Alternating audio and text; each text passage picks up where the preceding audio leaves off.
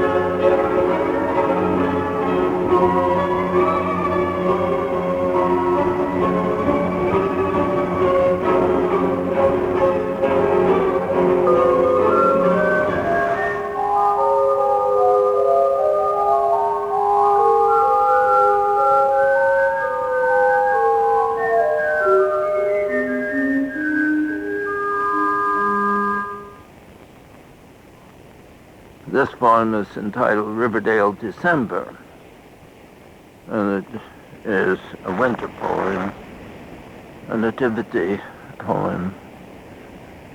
It's a poem that I once sent for a Christmas greeting.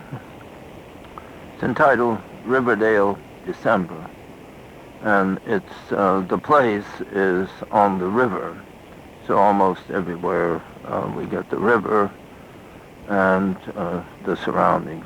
Riverdale, December. A dim day, yet serene. The river dark, the earth moist, the air still. Everywhere suppressed feeling, intensity, a sinking within.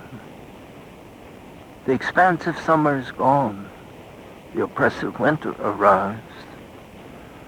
We await only the great white blanket to cover us in the warmth, no longer of the sun, of the earth, the warmth of the cave, wherein the divine presence once again comes into our world.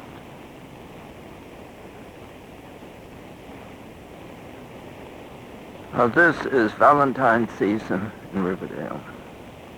And once again, I introduce it in terms of the night. It's night upon the river, mid-February. Venus shines out of the wintry sky. From the distance, the Palisades loom starkly over the world. Such a night sends the mind back into those billion years it took to frame all this. The ancient red oak, itself a newcomer here by the embedded rock with its long glacier striations. It's all here, too overwhelming for human endurance, were it not for radiant memories of the willows seen earlier today, yellowing in the late evening sunlight.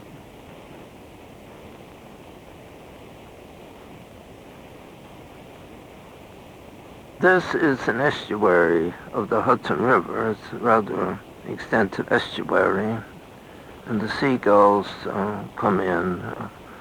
It's not far from the sea. It's entitled Seagull. When the seagulls sail in from the sea and winds from southern regions lift them high above the Hudson River, the Palisades, in their dark majesty, tiny columns on the far shore, are glorious in their eternal stance. A foil, as it were, a background for movement, wings, for wind, for an upward draft so violent that even the seagull must struggle its way back to earth to rest serene in the rippling waters.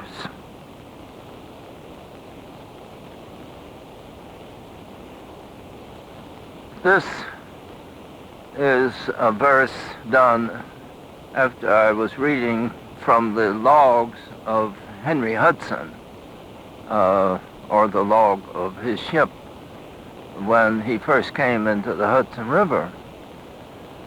And the Indians invited them ashore. They were, of course, terribly impressed, and they went out in their boats, and some of the sailors came ashore, and this recorded the things that happened. And this is a verse that I wrote after reading of that event when they went ashore, and they were somewhat suspicious of the Indians, and so I wrote this verse called Night Upon the River. And this refers also to the Great Red Oak. I live myself in this area, not far from where this event took place.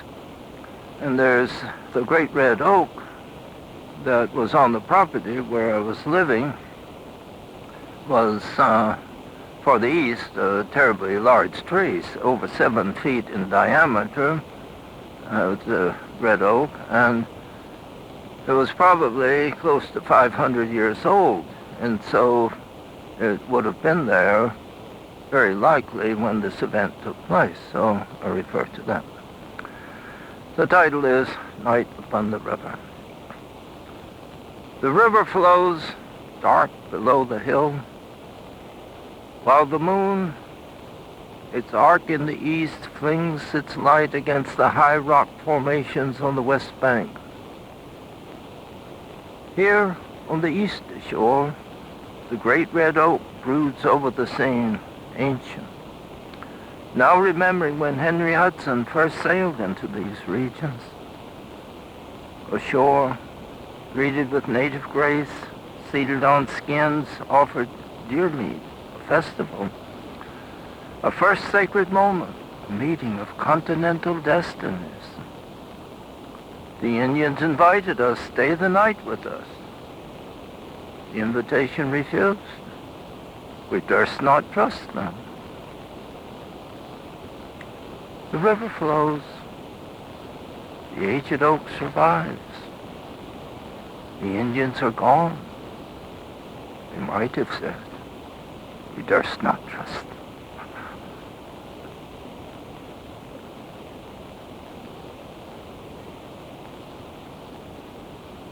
This concludes Side B.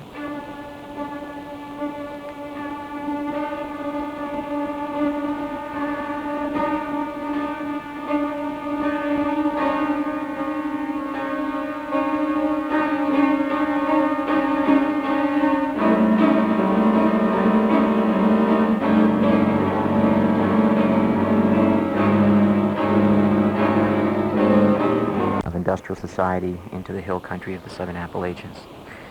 Later, as a scholar and historian, he became increasingly concerned over the disruption of the basic life systems of this continent and of the earth itself.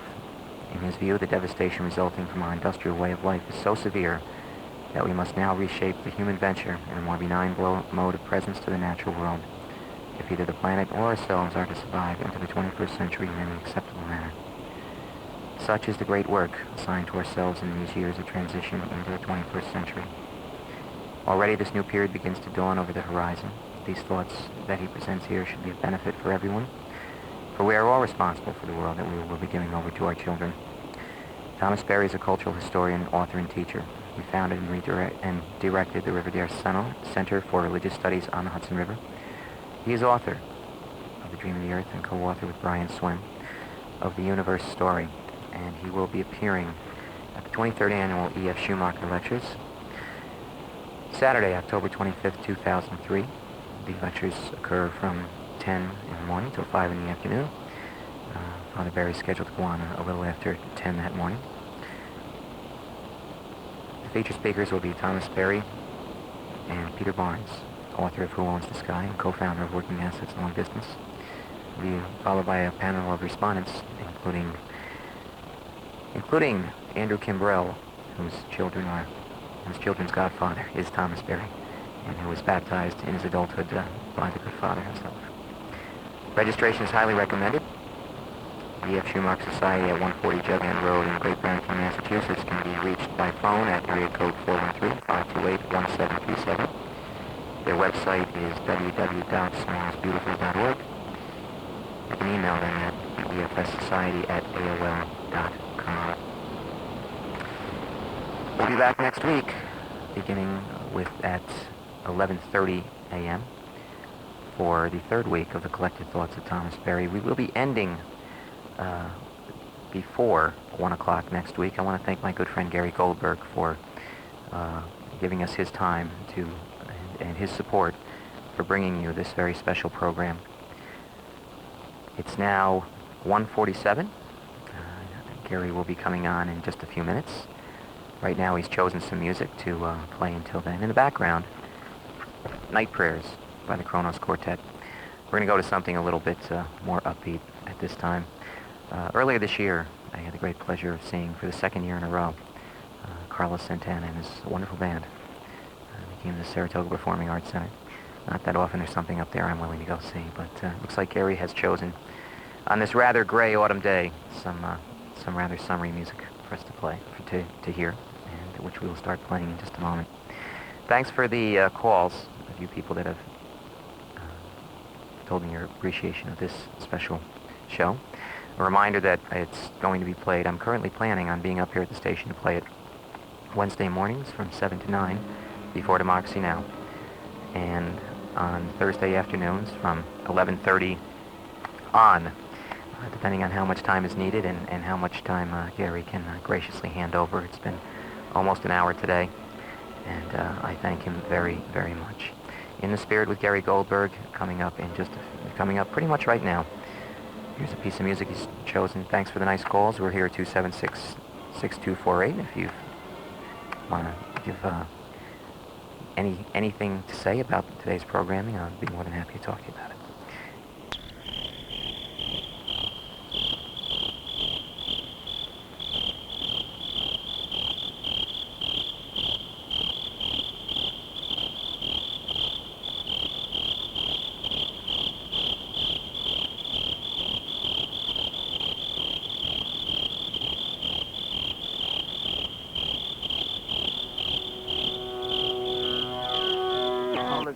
In the monastery garden, the Virgin in her shrine at the end of the path, is seen standing in quiet splendor over the Colosseum.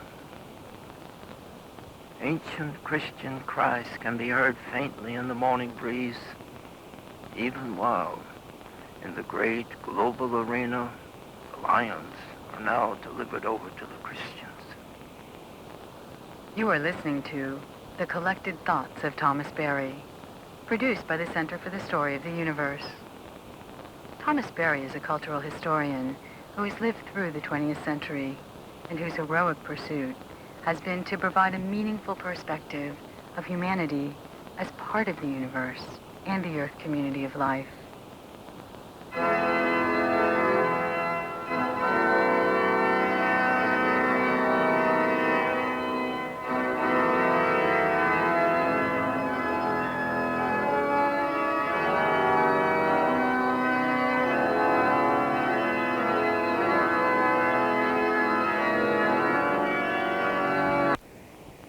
Thomas Berry is interviewed by cosmologist Dr. Brian Swim. Thomas, one of the main questions we want to explore would be the question of where are we? In the sense of a person comes along and is wondering about really where they are in terms of the universe, in terms of history. Where are we? How would you answer that question? Well, there's so many ways of saying where are we. It's a question of the economics of where are we. That's what the newspapers are constantly dealing with. And in their front page particularly, and also in editorials, trying to identify where we are economically and politically for the most part.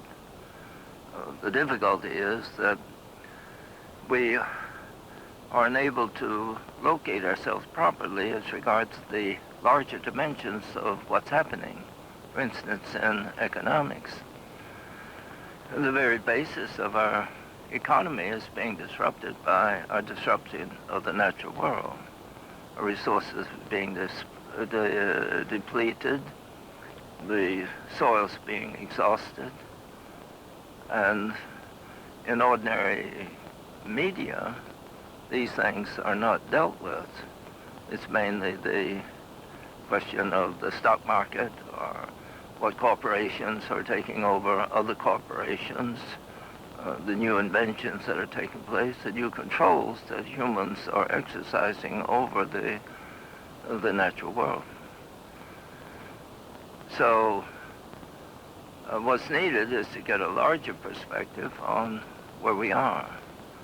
For instance, we're losing 25 billion tons of topsoil every year. That doesn't appear in the media. It doesn't appear in the general teaching of history or even in our sociology programs. But it's a primary fact of what's happening. Where are we? Where are we in relationship to the water we drink? The water we drink is being polluted. We are exhausting the aquifer under the Great Plains. Our food supply is being altered in its basic sources. So where are we in what might be called the macrophase dimensions of the human venture? So what I have in mind is that what's happening now is something beyond ordinary events in human history.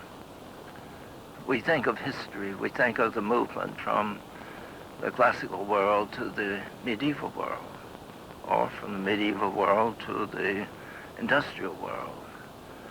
Or we can think of the transition from the pre-Neolithic world to the Neolithic world, when the humans settled into villages and settled into agricultural mode of living.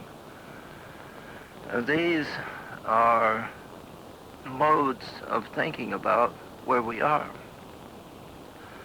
My own thinking is that we are at a moment of change that goes far beyond the human endeavor, certainly far beyond such a change as took place from, say, the medieval world to the industrial world.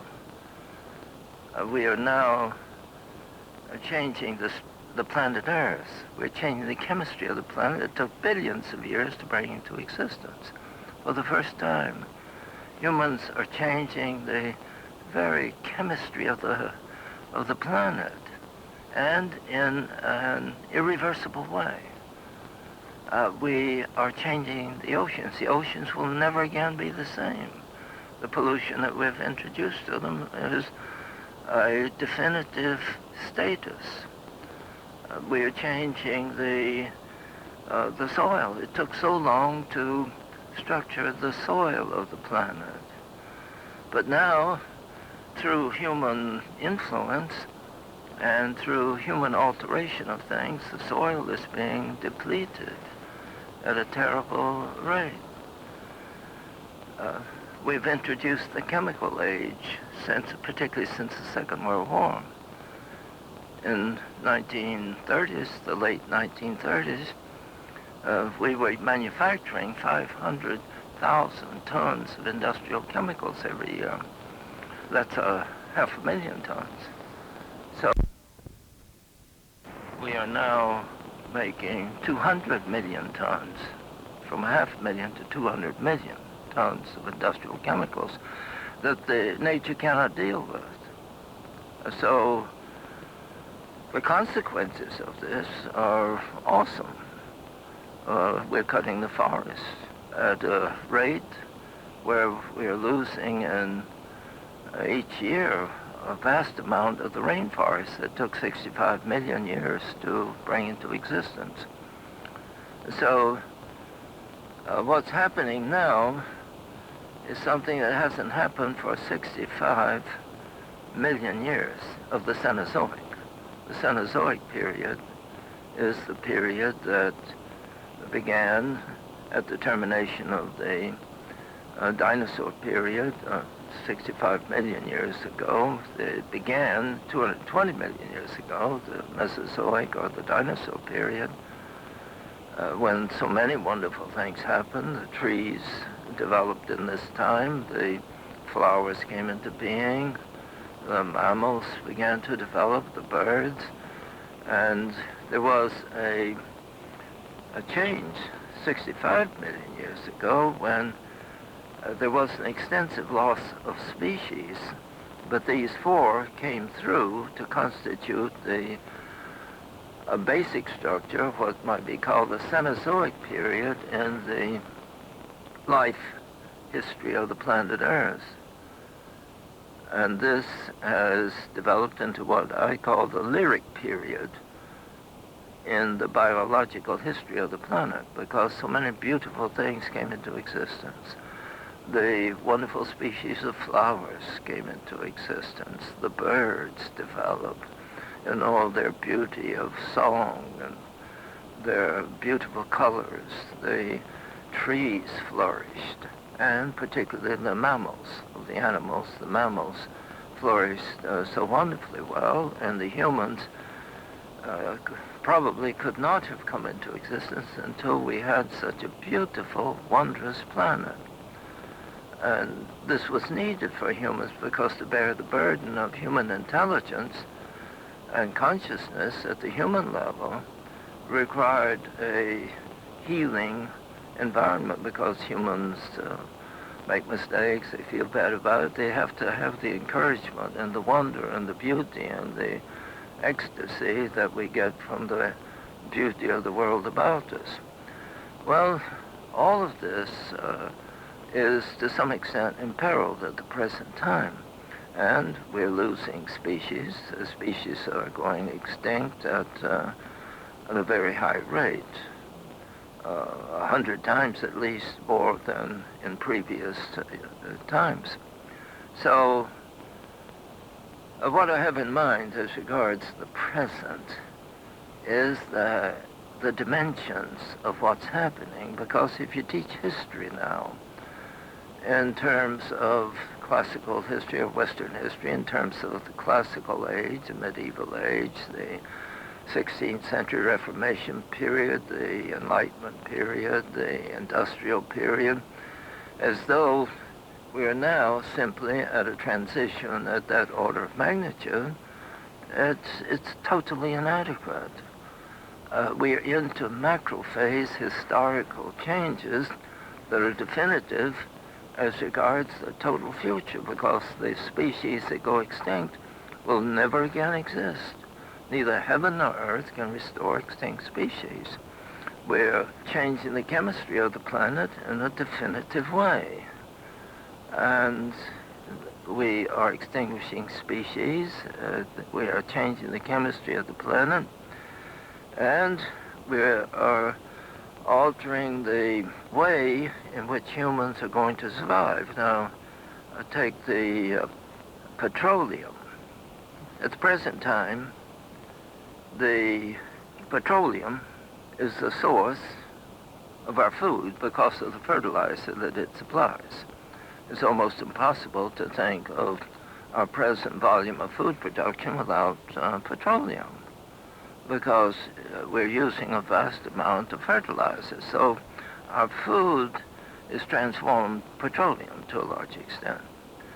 Our clothing, our fabrics are made ultimately from artificial fibers. At least a good amount of our clothes are made from artificial fibers that are derived from petroleum. They're chemically made. We have our transportation. Our automobiles run on gas. Our airplanes run on gas. They depend on petroleum. We have our energy systems. Our electrical supply is to a large extent petroleum-based. And also the plastics. We have just an immense volume of plastics that are being developed. Our children's toys, almost everything. We have furniture, just all the things that we make, the bags that we carry our purchases in, petroleum-based. So that the petroleum's going to just be gone. Within 40, 50 years, 80% at least will be gone. Even though we discover a great deal more, it's not going to last. So this is an enormous change. That's where we are in terms of the difficulty that we're going to face in a relatively short future. So when I talk about where we are, that's the way I think about it. And this has to do with our food, our clothing, our energy, and the total structure of life. And at the present time, in this generation, we are indulging ourselves at an awesome rate. We're making an awful lot of money. Their companies are expanding production in 1,000 different ways, as though this petroleum supply was going to go on forever. But it has a very limited future. And our children are going to have to deal with it. The other thing is population. When I was born in 1914, there was fewer than 2 billion people on the planet. And that's after all the years, the centuries, the millennia of existence of humans, we still had less than 2 billion people on the planet. And it took how many hundreds of thousands of years for that many people to develop. Now, simply within my lifetime, it's gone from less than 2 billion to 6 billion, and young people today will see 8 to 10 billion. So in 2 lifetimes, the population of the Earth has vastly increased. So we have a vast increase in population. We have a reduction of resources, and this sets the stage for the future. That all sounds rather grim, I'm sure. Thomas, you know, when you describe where we are and we really hear the levels of destruction, it's not really, as you say, the end of a historical era, but it's the destruction of a biological era. And we're destroying even the very fabric of our civilization, our economics and our very existence. It just seems to be really important to understand in a deep way how it is that we arrived at this situation of just so much destruction. Because unless we understand something about how we got here, really in careful detail, we're not going to be able to move ahead. Well, quite definitely. And it's most important, too, to understand that this happened out of Western civilization, out of the civilization that considered it had the very highest spiritual insight, the highest revelation of the divine, a civilization that had a great humanist tradition. We considered ourselves in many ways the most human of peoples. We had a great political tradition. We had the great wisdom as regards how to use the resources of the earth. We considered ourselves the pinnacle of human achievement. And right at the high point of this, after we develop all our technologies, as we have such a deep religious tradition developed, we find that we are the people that are terminating the beauties of the planet Earth. We are disturbing the very structure of life and have become a kind of almost demonic presence on the planet. It's a heavy word to use, but we have the problem of why the wisest people in the world, as we thought ourselves, why we end up causing such a devastation. Well, to my mind, there is a very simple reason that flows through the whole structure of Western life. It's in our legal, political system. It's in our religious system. It's in our economics. And it's in our education. These are the four establishments that govern Western life. The government, political, the corporation, the economic control, the university, intellectual development, and the religious structure of the church. All four of these are failing at the present time because they are not guiding us. They have not shown how we should deal with our presence on the planet. This is all a question of how humans relate to the more than human world, or the non-human world it might be called, or the other than human world, or perhaps best of all, the more than human. To say non-human is kind of negative. But the question of the human relating to the context in which the human lives, because the human doesn't live simply in itself. So the biggest problem that humans confront is how we relate to the air we breathe, the water we drink, the soil that grows our food, how we relate to the sunlight that we get our energy. So if that relationship is not preserved in an integral way, then everything goes to pieces. So what I would say as regards how we got here is that in Western civilization, we have established a discontinuity between the non-human and the human, and have given all the inherent values and rights to the human.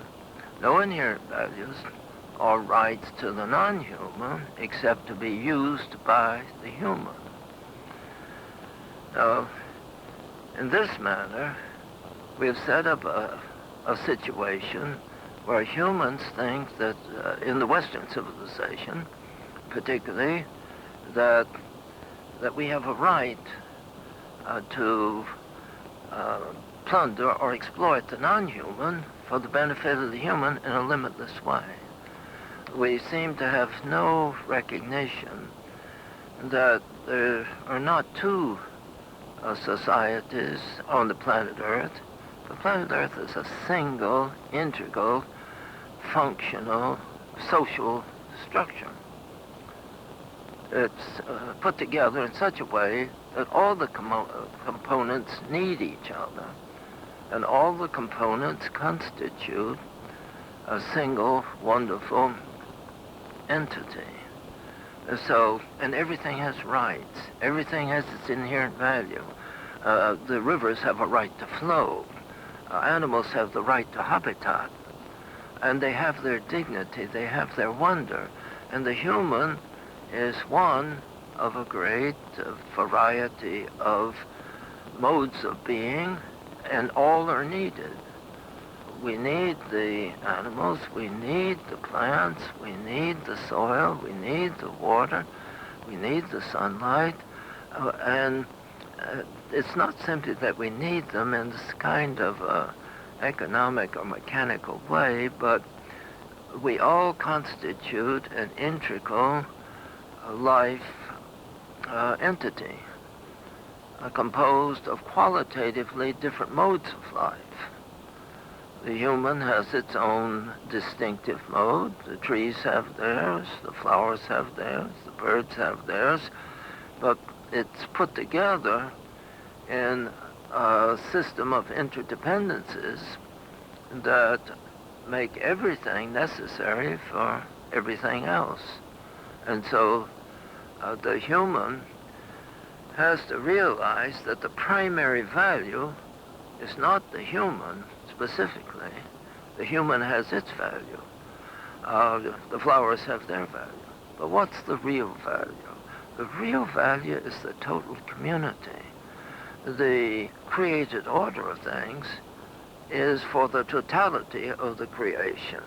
It's why in our traditional, cultural sense, in the Bible it said each thing is, in the day of creation was said it's good. This is good, the creation of the animals, creation of the plants and the seas and so forth. Each day, what's done is called good. The last day, so it's very good. And that is in the tradition. We do have a tradition that says that the order of the universe is the ultimate value. And humans have their value in this, but we also have to value the non-human not simply as available to be used by the human, but as intrinsic value and a part of the very purpose of existence, because the purpose of the existence of things is in the total community. Now, what has happened, though, is that Western development, the way Western development has taken place religiously, we have the sense of transcendent personal deity creating a world that has its good aspect.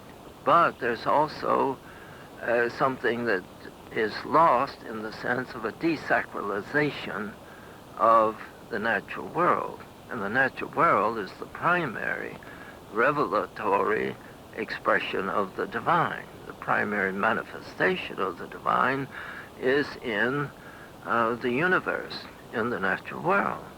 Now, when we take the divine and constellate it in a transcendent status, in some manner, certainly distinct from, in some manner, we think of it as separate from the natural world. It's not separate from the natural world. It's inner dynamism, but our religious teaching doesn't present that in any adequate way. So otherwise, there would be a terrible protest on the part of religion to the destruction of the natural world, because the devastation of the natural world is a devastation of the very source of religion.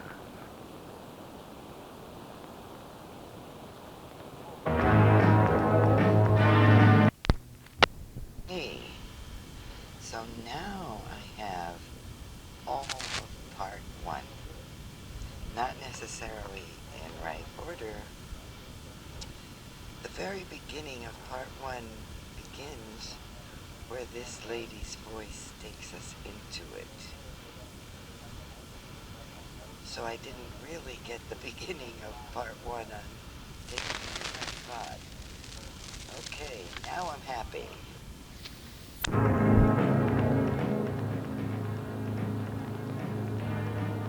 And you are listening to WRPI in Troy. And we're listening to an interview with Thomas Berry, esteemed author and lecturer, talking about the state of humanity and humanity's relationship with the natural world. He will be speaking, he will actually be speaking October 25th at the E.F. Schumacher's 23rd Annual Lectures, Commons, Rights, and Responsibilities, with Peter Barnes, who is co-founder of Working Assets, Long Distance, and author Who Owns the Sky. That is Saturday, October 25th, 2003, at the First Congregational Church, Main Street, Stockbridge, Massachusetts.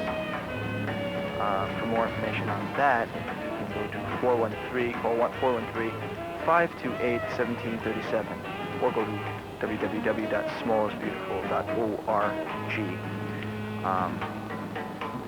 That aside, actually kind of ties into something else I'd like to do now. It's time for After Dark.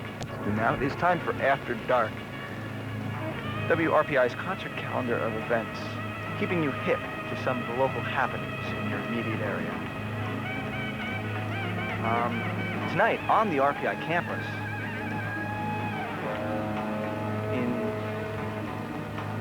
in DCC 308 at 7:30 p.m., Alana Hartzog, Earth Rights and Global, part of the Earth Rights and Global Eco Village movement. She is founder of and co-director of the Earth Rights Institute and author of Democracy, Earth Rights, and Next Economy. It is a non-profit organization about sustainable living. If anybody's interested in that, you can find more information at smallisbeautiful.org. A couple other things going on. At Valentine's, tomorrow night, at 8 p.m. sharp,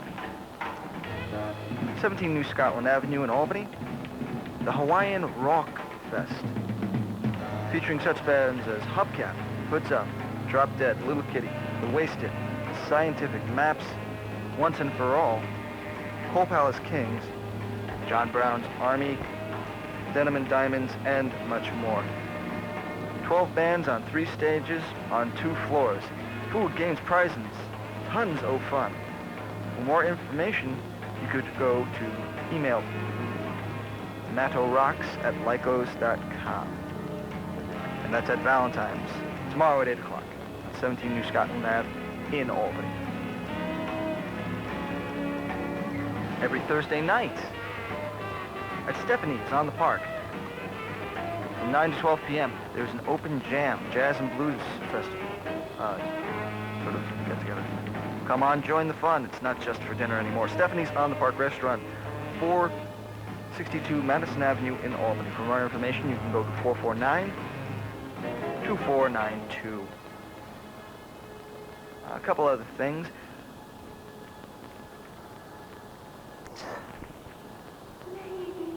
Also tonight at 8 o'clock at Valentine's. Only some brief beginnings of science and technology, although they did have agricultural skills of a high order. Whereas the Europeans had developed more domesticated animals, the people on this continent had almost no domesticated animals. They didn't have the chicken, they didn't have the horse, didn't have the pig or the cow or the sheep or the goat. They had the dog.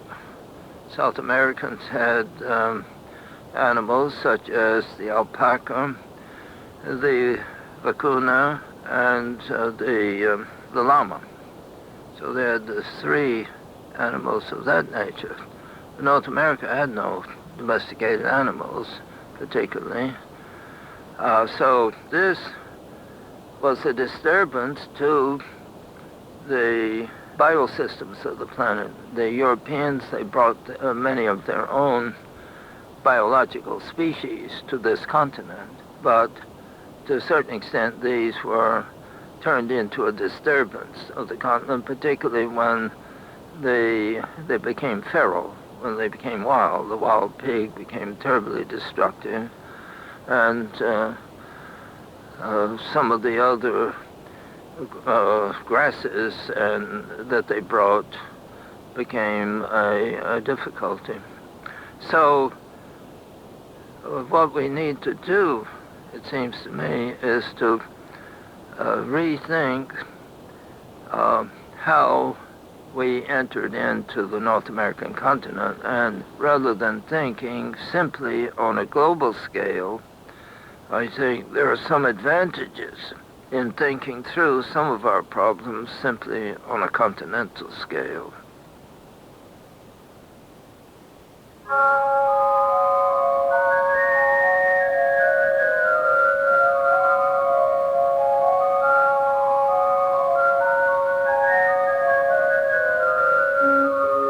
From Bennington to Broad Albion and from Catskill to Corinth, we're everywhere. This is 91.5 WRPI Troy.